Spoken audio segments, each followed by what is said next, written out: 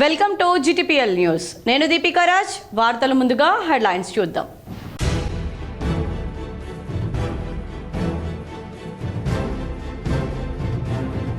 కరీంనగర్ జిల్లాలో రెచ్చిపోయిన దొంగలు. తిమ్మాపూర్, అన్నారం గ్రామాల్లో రెండిళ్లలో చోరీ.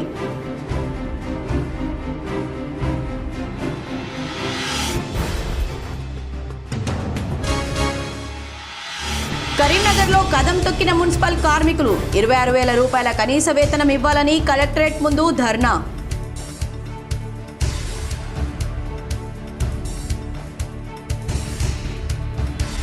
మంతని నియోజకవర్గంలో అభివృద్ధి పనులు తనిఖీ చేసిన పెద్దపల్లి కలెక్టర్ కోయా శ్రీహర్ష. భూముల్లో ఆక్రమణలు తొలగించాలని అధికారులకు ఆదేశం.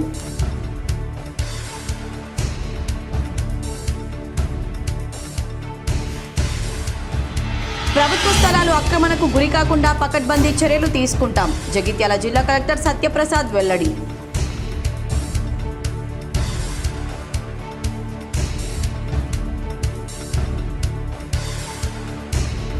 బీజేపీ, బీఆర్ఎస్ రెండు పార్టీల నాయకులు 10 ఏళ్లు అధికారంలో ఉండి చేసిందేం లేదు. కరీంనగర్లో మీడియాతో యువజన కాంగ్రెస్ ప్రధాన కార్యదర్శి మొహమ్మద్ అజీం.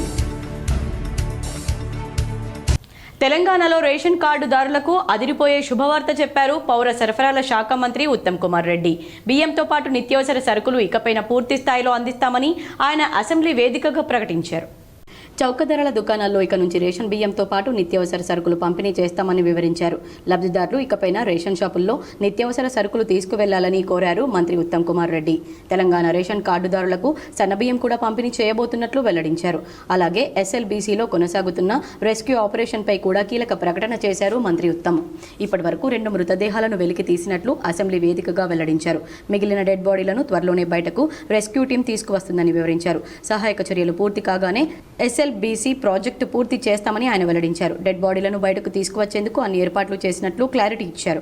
బాధిత కుటుంబాలను కూడా ఆదుకుంటామని భరోసా కల్పించారు. కానీ గులాబీ పార్టీ నేతలు తప్పుడు ఆరోపణలు చేస్తున్నారని ఆగ్రహం వ్యక్తం చేశారు. త్వరలోనే తుమ్మిడిహెట్టి వద్ద ప్రాజెక్టు పనులను ప్రారంభిస్తామని కూడా వివరించారు. కాళేశ్వరంపై విజిలెన్స్ రిపోర్ట్ తమకు అందిందని ప్రకటన చేశారు మంత్రి Uttam Kumar Reddy. Sir, I want to go on record. In independent India, ఈ విధంగా ఫుడ్ సెక్యూరిటీ, అందరికీ ఆహార భద్రత కల్పించడం, జనాభాలో 84% జనాభాకి కడుపు నిండా మంచి క్వాలిటీ ఫుడ్ గ్రేడ్స్ ఇవ్వడం తెలంగాణ రాష్ట్రంలో మొదలు పెడుతుందనే విషయం మనందరం కూడా హర్షించాలని చెప్పి నేను మనం చేస్తాను. అదేవిధంగా మీరు రేషన్ డీలర్ల విషయం చెప్పారు. మరి ఈ మధ్య కాలంలో కొంత రేషన్ డీలర్ కమిషన్ పెంచడం జరిగింది.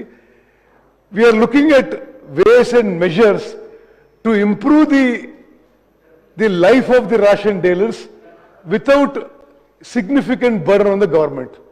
వాళ్ళకి మేము ఇప్పుడు రేషన్ డీలర్లకి మీరు ఈ రేషన్తో సహా ఇతర సరుకులు అమ్ముకునే సదుపాయం కూడా కల్పించబోతున్నాం. సో దట్ మీరు అదే ఫెసిలిటీ వాడుకొని మీరు వేరే కమోడిటీస్ కూడా ట్రేడింగ్ చేసుకోవచ్చు. నేను ఇంకో పెద్ద పాలసీ డెసిషన్ కూడా అనౌన్స్ చేస్తున్నాను స్పీకర్ సార్. గౌరవ ముఖ్యమంత్రి గారి నిర్ణయం మేరకు నాకు ఎందుకు గుర్తొచ్చిందంటే, డాక్టర్ హరీష్ గారు మీరు you raise this issue along with rice అతి త్వరలో ఇతర ఎసెన్షియల్ కమోడిటీస్ కూడా మొదలుపెట్టే ప్రక్రియ మరి మేము స్టార్ట్ చేయబోతున్నాం అని చెప్పి కూడా నేను మనవి చేస్తున్నాను. ఆ విషయంలో కూడా మీకు ఏమైనా సజెషన్స్ ఉంటే తప్పనిసరి ఇవ్వండి. We will take whatever best we can. శాసన మండలి ఆవరణలో బీఆర్ఎస్ ఎమ్మెల్సీల నిరసన జ్వాలలు హోరెత్తాయి.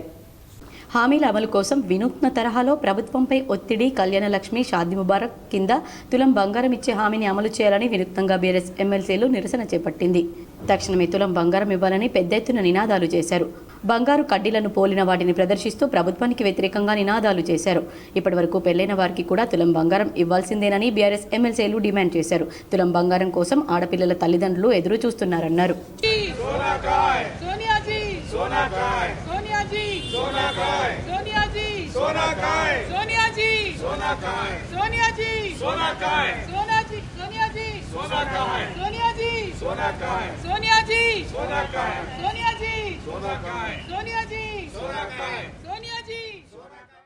రాష్ట్రంలో సన్నబియ్యం ధరలు దిగి వస్తున్నాయి. వరి, సన్న రకాల సాగును ప్రోత్సహించేందుకు రాష్ట్ర ప్రభుత్వం క్వింటాకు 500 రూపాయల బోనస్ ఇస్తూ ఉండడంతో వాటి సాగు ఉత్పత్తి భారీగా పెరిగింది.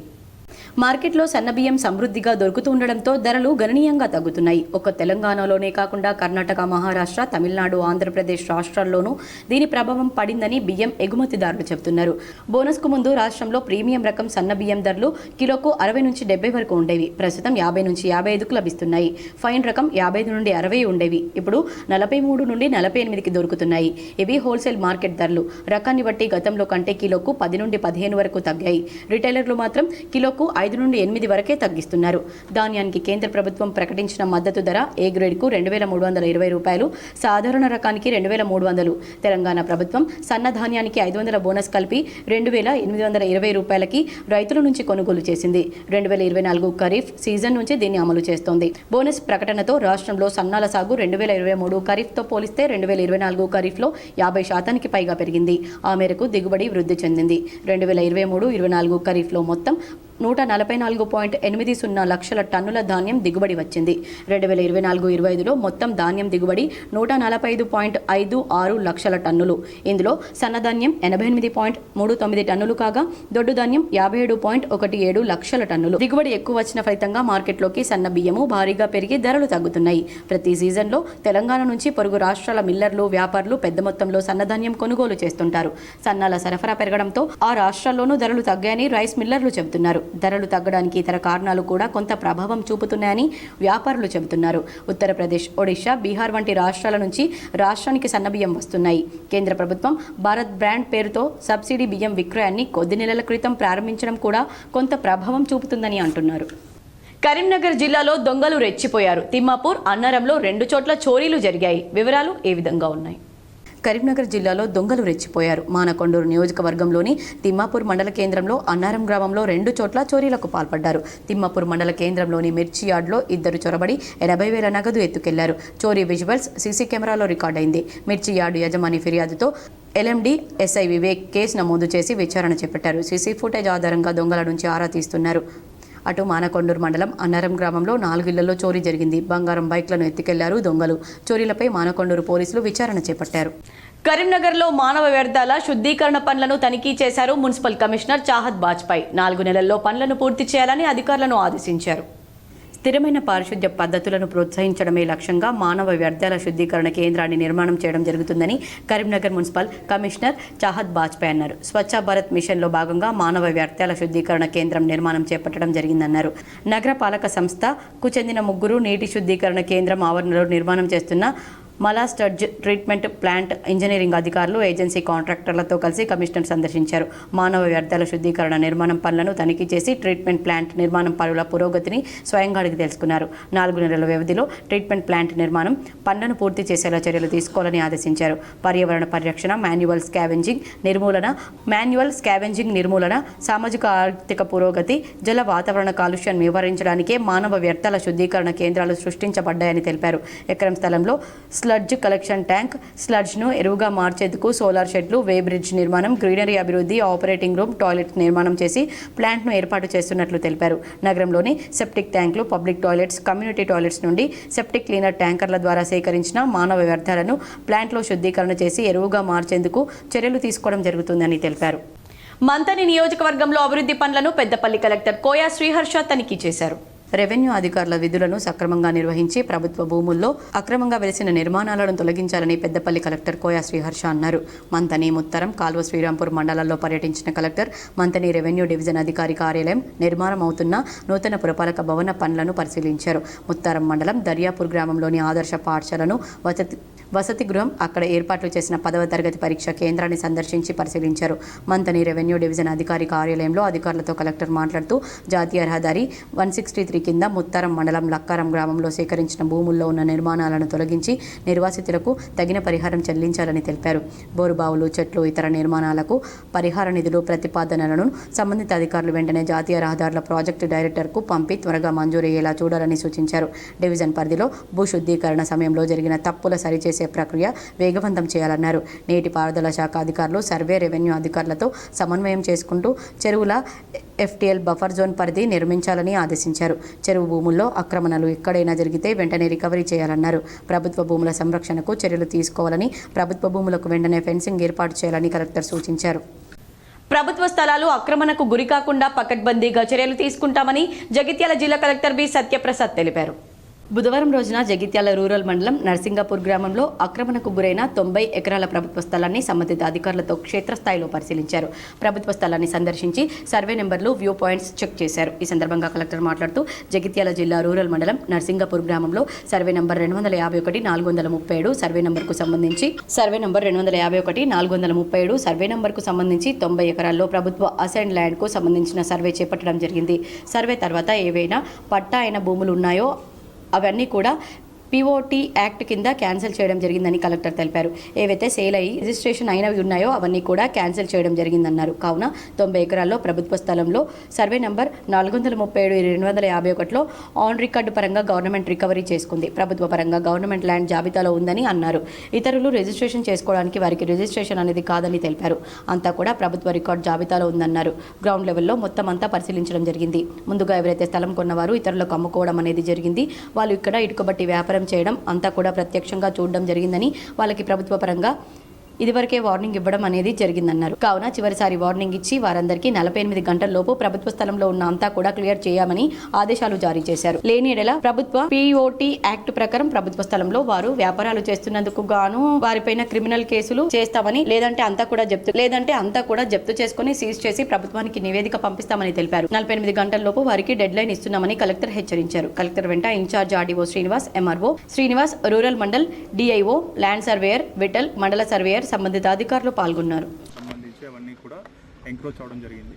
సో దాని మీద సర్వే చేయడం జరిగింది. సర్వే చేసిన తర్వాత ఏవైతే పట్టాస్ ఏవైతే ఉన్నాయో అవి POT యాక్ట్ కింద క్యాన్సిల్ చేయడం జరిగింది. ఏవైతే మనం సేల్ అయ్యి రిజిస్ట్రేషన్ అయ్యాయో అవన్నీ కూడా క్యాన్సిల్ చేయడం జరుగుతుంది. So 90 acres of government land ఏదైతే మనకి సర్వే నెంబర్ 437/251లో ఉన్నాయో ఆన్ రికార్డ్ పరంగా గవర్నమెంట్ టేక్ ఓవర్ చేసుకుంది. సో గవర్నమెంట్ రికార్డ్స్లో గవర్నమెంట్ ల్యాండ్గానే ఉన్నది అదంతా కూడా. సో అది ఇప్పుడు యాజ్ ఆఫ్ నౌ సేల్ చేయడానికి కానీ లేకపోతే వేరే వాళ్ళు రిజిస్ట్రేషన్ చేసుకోవడం కానీ అదంతా అవ్వదు. అదంతా కూడా గవర్నమెంట్ ల్యాండ్ కింద ప్రొహిబిటెడ్లో ఉంది. బీజేపీ, బీఆర్ఎస్ రెండు పార్టీల నాయకులు 10 ఏళ్లు అధికారంలో ఉండి చేసిందేమీ లేదని కరీంనగర్ జిల్లా యువజన కాంగ్రెస్ ప్రధాన కార్యదర్శి మొహమ్మద్ అజీం అన్నారు. కరీంనగర్లో మీడియాతో అజీం మాట్లాడుతూ ప్రజలను మోసం చేస్తూ కాలం వెళ్లదీసి ఇప్పుడు కాంగ్రెస్ ప్రభుత్వాన్ని విమర్శించడం అర్ధరహితమన్నారు. బీజేపీ కనుసన్నల్లోనే రాష్ట్రంలో బీఆర్ఎస్ కొనసాగి రాష్ట్రాన్ని దోచుకున్నారని ఆరోపించారు. స్మార్ట్ సిటీ పేరుతో అభివృద్ధి ముసుగులో కరీంనగర్ను అవినీతిమయంగా మార్చిన ఘనత ఆ రెండు పార్టీలకే దక్కుతుందన్నారు. బీజేపీ మరియు బీఆర్ఎస్ పార్టీ రెండు దోపిడి దొంగలే.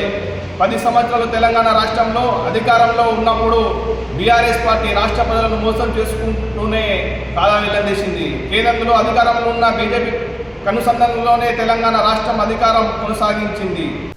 ఇంజనీరింగ్ కళాశాల కరీంనగర్ కేంద్రంగా యూనివర్సిటీలోనే ఏర్పాటు చేయాలని ASF నాయకులు డిమాండ్ చేశారు. కరీంనగర్లో శాతవాహన యూనివర్సిటీకి అనుబంధంగా ప్రభుత్వ ఇంజనీరింగ్ కళాశాలను హుస్నాబాద్లో కాకుండా కరీంనగర్లో యూనివర్సిటీలో ఏర్పాటు చేయాలని ASF రాష్ట్ర అధ్యక్షుడు మణికంఠారెడ్డి డిమాండ్ చేశారు. ఇంజనీరింగ్, లా కళాశాల ఏర్పాటు చేయాలని గత కొన్ని సంవత్సరాలుగా చేస్తున్న డిమాండ్కు స్పందించిన కాంగ్రెస్ ప్రభుత్వం ఇంజనీరింగ్ కళాశాల హుస్నాబాద్లో, లా కళాశాల యూనివర్సిటీలో ఏర్పాట్లు చేస్తూ జీవో విడుదల చేశారని తెలిపారు. ASF డిమాండ్ చేసిన ఫలితంగానే ఇంజనీరింగ్, లా కళాశాల మంజూరైందని జీవో విడుదలపై సంతోషం వ్యక్తం చేస్తూనే యూనివర్సిటీకి అనుబంధంగా ఇంజనీరింగ్ కళాశాల, లా కళాశాల యూనివర్సిటీ ఆవరణలో కరీంనగర్ కేంద్రంగా ఏర్పాటు చేయాలని కోరారు. కరీంనగర్ జిల్లాలో ఇప్పటికే 6 ప్రైవేట్ ఇంజనీరింగ్ కళాశాలలు ఉన్న నేపథ్యంలో ఒక ప్రభుత్వ ఇంజనీరింగ్ కళాశాల ఇక్కడ ఏర్పాటు చేయడం ద్వారా ఉన్నత విద్య మరింత అందుబాటులోకి వస్తుందని తెలిపారు. కరీంనగర్ చుట్టూ ఉన్న పెద్దపల్లి, సిరిసిల్ల, జగిత్యాల జిల్లాల్లో JNTU కళాశాలలు ఉన్నాయని, కరీంనగర్లో ప్రభుత్వ ఇంజనీరింగ్ కళాశాల ఏర్పాటు చేస్తే ఉత్తర తెలంగాణకి విద్యా హబ్ కేంద్రంగా కరీంనగర్ మారుతుందన్నారు. ప్రభుత్వం పునరాలోచన చేసి కరీంనగర్లో ప్రభుత్వ ఇంజనీరింగ్ కళాశాల ఏర్పాటు చేయాలని మణికంఠారెడ్డి డిమాండ్ చేశారు. లా కళాశాల ఏర్పాటు చేయాలనే డిమాండ్కు స్పందించి నిన్న ఇంజనీరింగ్ కళాశాల, లా కళాశాల ఏర్పాటు చేస్తూ కాంగ్రెస్ ప్రభుత్వం జీవో విడుదల చేయడం సంతోషమైనదే. కానీ ఇంజనీరింగ్ కళాశాల అనేటువంటి హుస్నాబాద్లో కాకుండా కరీంనగర్ జిల్లా కేంద్రంలో ఉన్నటువంటి శాతవాహన యూనివర్సిటీలో ఇలా ఇంజనీరింగ్ కళాశాల ఏర్పాటు చేయడం ద్వారా యూనివర్సిటీలో విద్యా ప్రమాణాలు పెరిగి ఇలా విద్యార్థులకు యూనివర్సిటీ మరింత అందుబాటులోకి వచ్చి ఇలా రాష్ట్రంలో అన్ని యూనివర్సిటీతో శాతవాహన యూనివర్సిటీ పోటీ పడే అవకాశం ఉంటుంది. కాబట్టి కరీంనగర్లో BRTU ఆధ్వర్యంలో మున్సిపల్ వర్కర్స్ కదం తొక్కారు. 26,000 కనీస వేతనం ఇవ్వాలని డిమాండ్ చేస్తూ కలెక్టరేట్ ముందు ధర్నా చేశారు. కనీస వేతనం 26,000 రూపాయలు ఇవ్వాలని కరీంనగర్లో మున్సిపల్ వర్కర్స్ ఆందోళనకు దిగారు. మున్సిపల్ కార్యాలయం నుంచి కలెక్టరేట్ వరకు ర్యాలీ నిర్వహించి ధర్నా చేశారు. బీఆర్ఎస్ కార్మిక సంఘం ఆధ్వర్యంలో మున్సిపల్ వర్కర్స్ కదం తొక్కారు. మున్సిపల్ కార్యాలయం నుంచి కలెక్టరేట్ వరకు ర్యాలీ తీసి ధర్నా చేశారు. ఆందోళనలో సంఘం గౌరవ అధ్యక్షులు ఎల్ రూప్ సింగ్, బీఆర్టీయూ జిల్లా అధ్యక్షులు బొమ్మిడి శ్రీనివాసరెడ్డి పాల్గొని కార్మికులకు కనీస వేతనంతో పాటు ఈఎస్ఐ హాస్పిటల్ సౌకర్యం కల్పించాలని డిమాండ్ చేశారు. పలు డిమాండ్లతో కూడిన వినతి పత్రాన్ని కలెక్టర్ అందజేశారు. న్యాయమైన డిమాండ్లను వెంటనే పరిష్కరించకపోతే సమ్మె చేపడతామని హెచ్చరించారు. దానికి ముఖ్య కారణం కరీంనగర్ మున్సిపల్లో ఉన్నటువంటి అధికార యంత్రాంగమే దీనికి బాధ్యత వహించాల్సిన అవసరం ఉంది.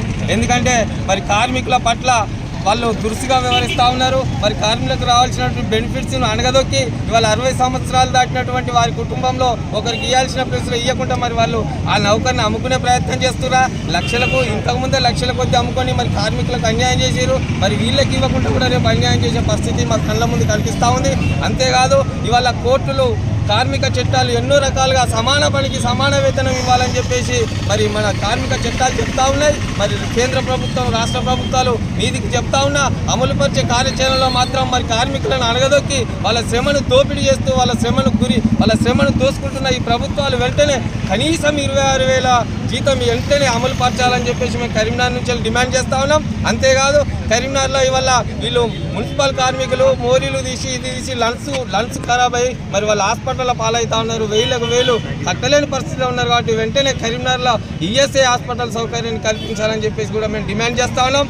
అంతేకాదు ఇవాళ చూసినట్టయితే మాకు వచ్చేదే 16,600 జీతానికి మరి 2% ఐటీ కట్ చేయాలని చెప్పేసి ఇవాళ మాకు సమాచారం ఉంది. మరి వెంటనే ఈ 2% ఐటీ మాకు వచ్చే జీతాన్ని మొత్తం కలుపుకున్న సంవత్సరానికి 2 లక్షలు దాటని పరిస్థితి మా జీతం. మరి దానికి 2%ని ఎలా కట్ చేస్తారో ఈ అధికారులు కనీస అవగాహన లేకుండా మెదులుతున్న సందర్భంలో జగిత్యాల జిల్లా మెట్పల్లిలో మై ఆటో ఈజ్ సేఫ్ కార్యక్రమాన్ని పోలీసులు నిర్వహించారు. ఆటోలకు స్టిక్కర్లు అంటించి ఈ కార్యక్రమాన్ని ఎస్పీ అశోక్ కుమార్ ప్రారంభించారు. జగిత్యాల జిల్లా పోలీసులు ప్రయాణికుల భద్రతకు ప్రాధాన్యత ఇస్తూ సరికొత్త కార్యక్రమం చేపట్టారు. మెట్పల్లిలో మై ఆటో ఈజ్ సేఫ్ కార్యక్రమాన్ని ఎస్పీ అశోక్ కుమార్ ప్రారంభించారు. ఆటో డ్రైవర్ ఓనర్లకు అవగాహన కల్పించి నియమ నిబంధనలను తెలియజేశారు ఎస్పీ అశోక్ కుమార్. మెట్పల్లి పట్టణంలో 361 ఆటోలు రిజిస్ట్రేషన్ చేసుకున్నారని, ప్రతి ఆటోకు మై ఆటో ఈజ్ సేఫ్ అనే క్యూఆర్ కోడ్తో స్టిక్కర్లను ఆటో డ్రైవర్లకు అందజేశారు. ప్రయాణికులు క్యూఆర్ కోడ్ను స్కాన్ చేయగానే ఆటో డ్రైవర్తో పాటు ఓనర్కు సంబంధించిన వివరాలు వారి స్మార్ట్ ఫోన్లో వస్తాయన్నారు. దాంతో ప్రయాణికులు సురక్షిత ప్రయాణం చేయవచ్చని ఎస్పీ తెలిపారు. ఈ కార్యక్రమంలో Korutla MVI Srinivas, DSP Ramulu, CI Anil Kumar, Metpalli municipal commissioner Mohan, auto union సభ్యులు పాల్గొన్నారు. మనం ఆటోస్కి రిజిస్టర్ చేసి వాళ్ళకి ఒక క్యూఆర్ కోడ్ ఇస్తాము. అక్కడ ఆటోలో ఒక బోర్డు ఇస్తాము. దీంట్లో auto driver number, emergency contact details, ఒకటి క్యూఆర్ కోడ్ కూడా ఉంటుంది. దీనికి స్కాన్ చేసి ఎప్పుడైనా ఎవరికి ఇబ్బంది పడితే ఆ స్కాన్ చేసి ఆ కంప్లైంట్ రాసి మన పోలీస్ వాళ్ళకి వస్తాయి. డైలీ మనం ఆ కంప్లైంట్స్కి మానిటర్ చేస్తున్నాము అండ్ ఆ కంప్లైంట్ పరంగా మనం చర్యలు కూడా తీసుకుంటున్నాము. సో మెయిన్లీ 3 నేషనల్ హైవేస్ ఉన్నాయి, 63, 563 అండ్ 61. సో అక్కడ యాక్సిడెంట్స్ కూడా కొన్ని మనం అబ్జర్వ్ చేశాము. హాట్స్పాట్స్ కూడా చాలా ఉన్నాయి. సో అక్కడ వెళ్ళి మనం అందరూ police officers and NH department తరఫు నుంచి AA garu and municipality department నుంచి municipal commissioners and RNB department వాళ్ళు వచ్చి మనం అందరు కలిసి కొన్ని హాట్స్పాట్ విజిట్ చేసాము. ఆ హాట్స్పాట్స్ విజిట్ చేసిన తర్వాత అక్కడ ఏమేమి మనకి యాక్సిడెంట్ తగ్గడానికి అవసరం ఉంటుంది, సైన్ బోర్డ్ కానీ, అక్కడ స్పీడ్ బ్రేకర్స్ కానీ అండ్ షోల్డర్స్, ఇప్పుడు నేరో రోడ్లో షోల్డర్స్ పెంచాలా దాని గురించి కానీ, ఏదైనా రేడియం స్పీకర్ పెట్టాలా, క్యాట్ ఐ పెట్టాలా, దాని గురించి మనం అనలైజ్ చేసాం. సో కొన్ని మన కమ్యూనిటీ భాగంగా కూడా కొన్ని పెడుతున్నాము అండ్ కొన్ని మన తరఫు నుంచి కూడా కొంచెం పెడుతున్నాము. కరీంనగర్ జిల్లా తిమ్మాపూర్లో మహనీయుల విగ్రహాలను ఆవిష్కరించాలని అఖిలపక్షం చేపట్టిన నిరాహార దీక్ష విరమణ చేశారు. ఏప్రిల్ 14న అంబేద్కర్, జగ్జీవన్ రామ్ విగ్రహాలను ఆవిష్కరించామని ఎస్సీ ఎస్టీ కమిషనర్ సభ్యులు తెలిపారు. డాక్టర్ బిఆర్ అంబేద్కర్, బాబు జగ్జీవన్ రావు విగ్రహాలను ఆవిష్కరించాలని తిమ్మాపూర్ బస్ స్టేషన్ వద్ద అఖిలపక్షం ఆధ్వర్యంలో 17 రోజులుగా చేస్తున్న నిరాహార దీక్షకు తెరపడింది. ఈ దీక్షా శిబిరాన్ని ఈ రోజు ఎస్సీ ఎస్టీ కమిషన్ చైర్మన్ బక్కి వెంకటయ్య సందర్శించి ఏప్రిల్ 14న విగ్రహాలను ఆవిష్కరిస్తామని హామీ ఇచ్చి దీక్షను విరమింపజేశారు.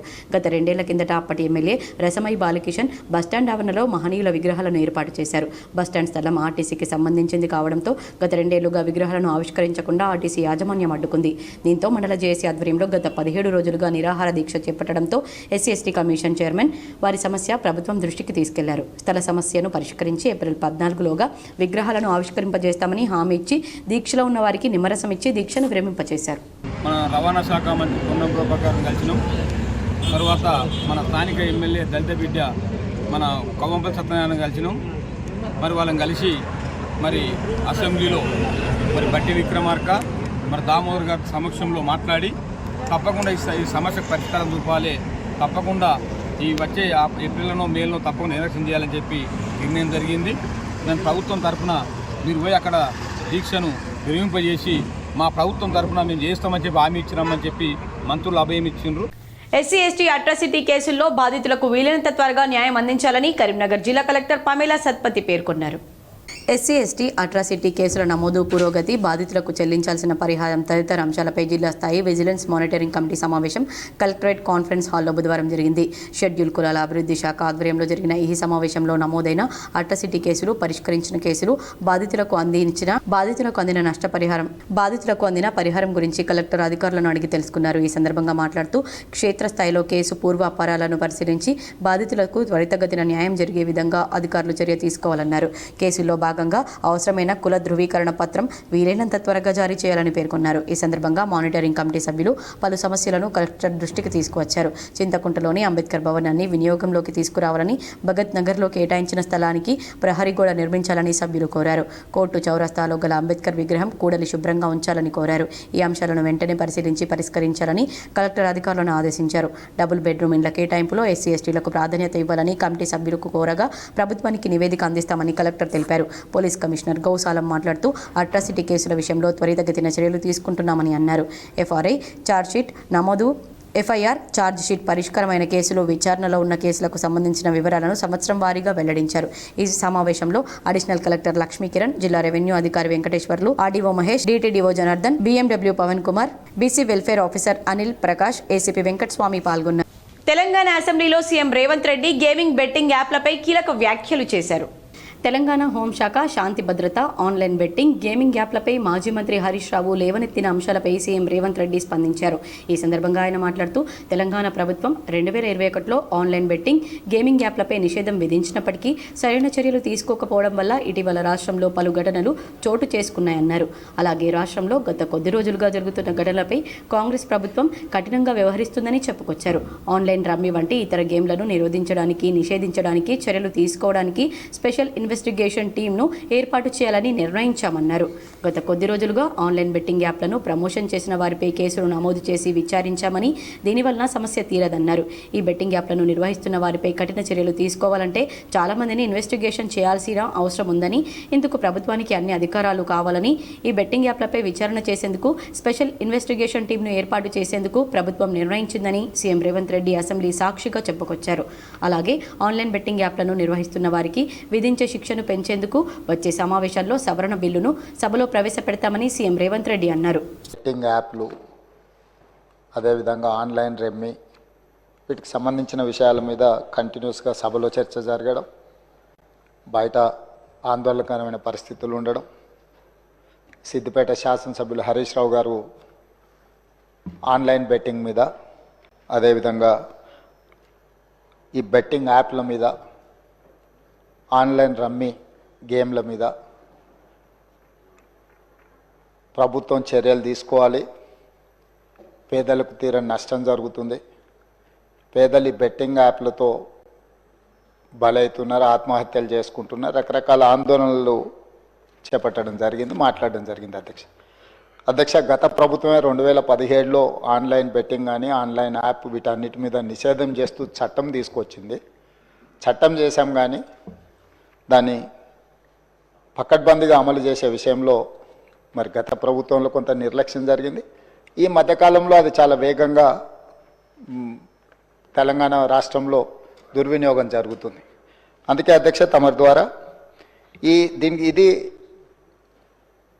పక్క రాష్ట్రాలు, దేశము, ఇతర దేశాలు ఈ నేరం ఒక రకంగా అంతర్జాతీయ స్థాయిలో, రాష్ట్ర స్థాయి నుంచి మొదలు పెడితే అంతర్జాతీయ స్థాయి వరకు వివిధ రకాల సంస్థలు, వ్యక్తులు, రకరకాల దేశాలకు సంబంధించిన నేరగాళ్ళు అందరూ కూడా ఇందులో పాల్గొంటున్నారు.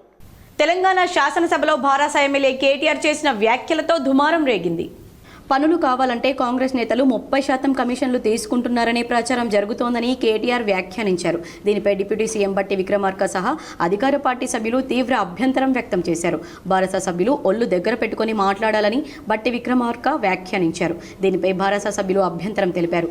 ఇటు కాంగ్రెస్ అటు భారస సభ్యుల ఆందోళనలతో సభలో వాతావరణం వేడెక్కింది. కేటీఆర్ చేసిన వ్యాఖ్యలను నిరూపించాలని బట్టి విక్రమార్క సవాల్ విసిరారు. లేదంటే సభలో క్షమాపణ చెప్పాలని డిమాండ్ చేశారు. భారస సభ్యులు సభను తప్పుదోవ పట్టిస్తున్నారని ఆగ్రహం వ్యక్తం చేశారు. మైక్ ఉందని ఇష్టం వచ్చినట్లు మాట్లాడడం సరికాదన్నారు. కేటీఆర్ గౌరవంగా మాట్లాడతారని ఊహించారని, సభనే కాదు రాష్ట్రాన్ని ఆయన తప్పుదోవ పట్టిస్తున్నారని బట్టి విక్రమార్క మండిపడ్డారు. మరోవైపు కేటీఆర్ వ్యాఖ్యలను రికార్డుల నుంచి తొలగిస్తున్నట్లు సభాపతి తెలిపారు. ఆ తర్వాత భారస సభ్యులు సభ నుంచి వాకౌట్ చేశారు. ఎమ్మెల్యేల ప్రవేశ ద్వారం వద్ద వారు నిరసనకు దిగారు. 20-30% ప్రభుత్వం అంటూ నినాదాలు చేశారు. రాష్ట్ర కేబినెట్ విస్తరణకు ముహూర్తం ఖరారైనట్లు వార్తలు నడుస్తున్న నేపథ్యంలో జిల్లాకు మంత్రి పదవిపై ఆశలు చిగురిస్తున్నాయి. వారం రోజుల్లో మంత్రివర్గ విస్తరణ ఉంటుందని ఏఐసీసీ నుంచి సంకేతాలు వచ్చిన నేపథ్యంలో జిల్లాకు చెందిన మాజీ మంత్రి బోధన్ ఎమ్మెల్యే సుదర్శన్ రెడ్డి పేరు దాదాపు ఖరారైనట్లు ప్రచారం జరుగుతోంది. రాష్ట్రంలో కాంగ్రెస్ అధికారంలోకి వచ్చిన తర్వాత మొదటి విడతలోనే సీనియర్ నాయకుడైన సుదర్శన్ రెడ్డికి మంత్రి పదవి దక్కుతుందని ఆశించినప్పటికీ వివిధ సమీకరణల నేపథ్యంలో మంత్రి పదవి దక్కలేదు. రాష్ట్రంలో కాంగ్రెస్ అధికారంలోకి వచ్చి దాదాపు 15 నెలలు గడుస్తున్న నిజామాబాద్ ఉమ్మడి జిల్లాకు మంత్రి పదవి లేదు. మొదటి నుంచి మంత్రివర్గ విస్తరణలో జిల్లాకు చెందిన సుదర్శన్ రెడ్డికి మంత్రి పదవి ఖాయమని టీపీసీసీ అధ్యక్షులు మహేష్ కుమార్ గౌడ్ జిల్లాకు వచ్చిన సందర్భంగా పలుమార్లు ప్రస్తావించారు. సీఎం రేవంత్ రెడ్డి సైతం సుదర్శన్ రెడ్డికి మంత్రివర్గ విస్తరణలో ఖచ్చితంగా మంత్రి పదవి ఇవ్వాల్సిందేనని పార్టీ అధిష్టానం వద్ద పట్టుబడుతున్నట్లు తెలుస్తోంది. రాష్ట్రంలో ప్రస్తుతం సీఎం రేవంత్ రెడ్డితో పాటు ఉప ముఖ్యమంత్రి బట్టి విక్రమార్క 10 మంది మంత్రులు ఉండగా మరో 6 ఖాళీలు ఉన్నాయి. ప్రస్తుతం మరో 4 మంత్రి పదవులకు భర్తీ చేసే అవకాశం ఉన్నట్లు ప్రచారం జరుగుతోంది. ఉమ్మడి జిల్లాలో మొత్తం 4 ఎమ్మెల్యేలు కాంగ్రెస్ నుంచి గెలుపొందారు. వారిలో జుక్కల్ నుంచి లక్ష్మీకాంతారావు, ఎల్లారెడ్డి నుంచి మదన్ మోహన్, నిజామాబాద్ రూరల్ నుంచి భూపత్ రెడ్డిలు మొదటిసారి ఎమ్మెల్యేలుగా గెలుపొందగా సీనియర్ నాయకుడైన బోధన్ ఎమ్మెల్యే సుదర్శన్ రెడ్డికే మంత్రి పదవి దక్కే అవకాశాలున్నాయి. బోధన్ ఎమ్మెల్యే సుదర్శన్ రెడ్డి గతంలో 2009 నుంచి 2014 వరకు ఉమ్మడి ఆంధ్రప్రదేశ్ రాష్ట్ర మంత్రిగా పనిచేసి జిల్లా అభివృద్ధిపై తనదైన ముద్ర వేశారు. వైఎస్ రాజశేఖర రెడ్డి రెండోసారి ముఖ్యమంత్రిగా ప్రమాణ స్వీకారం చేసిన కేబినెట్లో వైద్య ఆరోగ్య శాఖ మంత్రిగా సుదర్శన్ రెడ్డి బాధ్యతలు స్వీకరించారు. ఆయన వైద్య ఆరోగ్య శాఖ మంత్రిగా ఉన్న సమయంలోనే జిల్లాలో మెడికల్ కళాశాలను ఏర్పాటు చేశారు. రాజశేఖర రెడ్డి మరణం అనంతరం రోషయ్య, కిరణ్ కుమార్ రెడ్డి కేబినెట్లోనూ ఆయన మంత్రిగా పనిచేశారు. భారీ నీటిపారుదల శాఖ మంత్రిగా జిల్లాలో అనేక అభివృద్ధి కార్యక్రమాలను చేపట్టారు. రాష్ట్రంలో కాంగ్రెస్ ప్రభుత్వం ఏర్పడి దాదాపు 15 నెలలు గడుస్తున్నా జిల్లాకు మంత్రి పదవి లేకపోవడంతో పరిపాలనపై పట్టు ఆశించిన మేర కనిపించడం లేదు. ఉమ్మడి జిల్లాకు మంత్రి పదవి లేకపోవడంతో పరిపాలనా వ్యవహారాలపై నిరంతరం సమీక్షలు నిర్వహించే పరిస్థితి కనిపించడం లేదు. అడపాదడప అధికారులతో జిల్లా ఇన్ఛార్జ్ మంత్రి సమీక్షలు నిర్వహిస్తున్నా క్షేత్రస్థాయిలో వాటి ప్రభావం కనిపించడం లేదు. ఎమ్మెల్యేగా అధికారులు సుదర్శన్ రెడ్డి సమీక్షలు నిర్వహిస్తున్నారు. కానీ మంత్రి హోదాలో సమీక్షలు నిర్వహిస్తే ఆ ప్రభావం జిల్లాలోని అన్ని శాఖల అధికారులపై ఉంటుంది. గత 15 నెలలుగా కాంగ్రెస్ ప్రభుత్వం అనేక సంక్షేమ కార్యక్రమాలను నిర్వహిస్తున్నా వాటిని క్షేత్రస్థాయిలో ప్రతిభావంతంగా అమలు చేయడం లేదనే విమర్శలున్నాయి. జిల్లాకు మంత్రి లేకపోవడం కూడా అధికారులపై అజమాయిషీ కనిపించడం లేదనే ఆరోపణలు వస్తున్నాయి. ఇప్పుడు జిల్లాకు మంత్రి పదవి వస్తుందనే వార్తల నేపథ్యంలో జిల్లా పాలనపై మళ్లీ సుదర్శన్ రెడ్డి మార్క్ కనిపించే అవకాశాలు కనబడుతున్నాయి. బాసర ట్రిపుల్ హౌస్ కీపింగ్ కార్మికులు తమ పెండింగ్ జీతాలు ఇవ్వాలని ధర్నా నిర్వహించారు.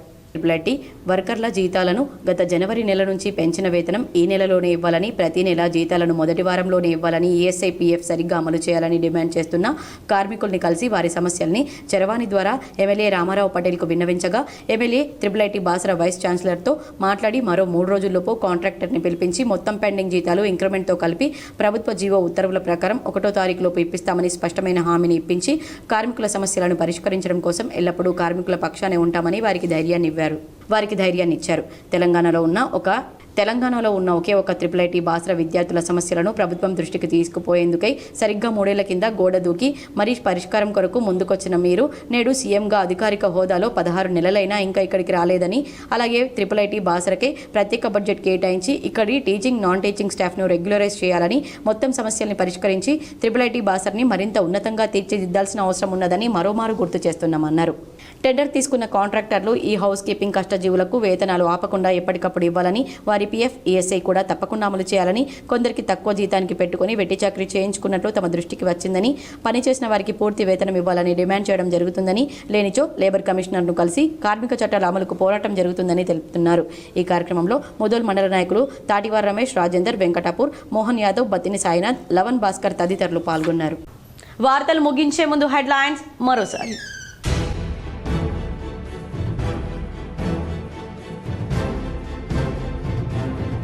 కరీంనగర్ జిల్లాలో రెచ్చిపోయిన దొంగలు. తిమ్మాపూర్, అన్నారం గ్రామాల్లో 2 ఇళ్లలో చోరీ.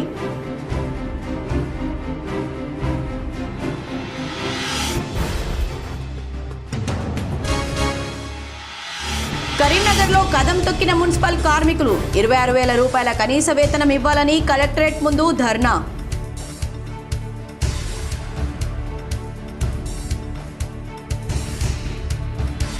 మంతని నియోజకవర్గంలో అభివృద్ధి పనులు తనిఖీ చేసిన పెద్దపల్లి కలెక్టర్ కోయా శ్రీహర్ష. భూముల్లో అక్రమణలు తొలగించాలని అధికారులకు ఆదేశం.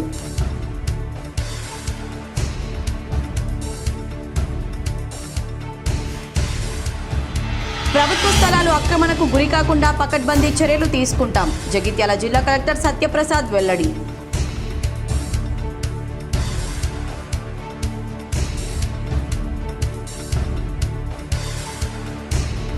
బీజేపీ, బీఆర్ఎస్ 2 పార్టీల నాయకులు 10 ఏళ్లు అధికారంలో ఉండి చేసిందేం లేదు. కరీంనగర్లో మీడియాతో యువజన కాంగ్రెస్ ప్రధాన కార్యదర్శి మొహమ్మద్ అజీం. ఈ వార్తలు ఇంతటితో సమాప్తం. తిరిగి ప్రసారమయ్యే వార్తల్లో మళ్ళీ కలుద్దాం. అంతవరకు చూస్తూనే ఉండండి మీ GTPL.